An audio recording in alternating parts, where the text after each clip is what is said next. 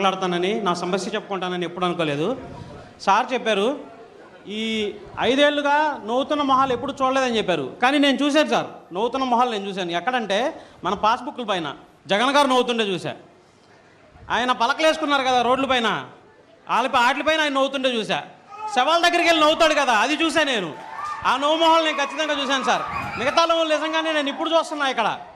అయితే సార్ నా సమస్య వచ్చేసి, నాకు రేషన్ కార్డు కావాలి సార్, తర్వాత హ్యాండిక్యాప్డ్ సర్టిఫికేట్ లేదు సార్. నేను వచ్చేసి మన జగన్ గారు ఉన్నారు కదా, ఆయన అభిమానితో నేను శపథం చేశాను, మా బాబు గారు వచ్చాక కంపల్సరీగా నాకు ఇప్పిస్తారు రేషన్ కార్డు, నాకు ఖచ్చితంగా హ్యాండిక్యాప్డ్ సర్టిఫికేట్ కూడా వచ్చిందని నేను చెప్పాను సార్. ఆ విషయం మీతో ఒకసారి మాట్లాడుతాను. నేను ఆటో తోలుతాను సార్, రోజుకి 350 రూపాయలు రెంట్ సార్.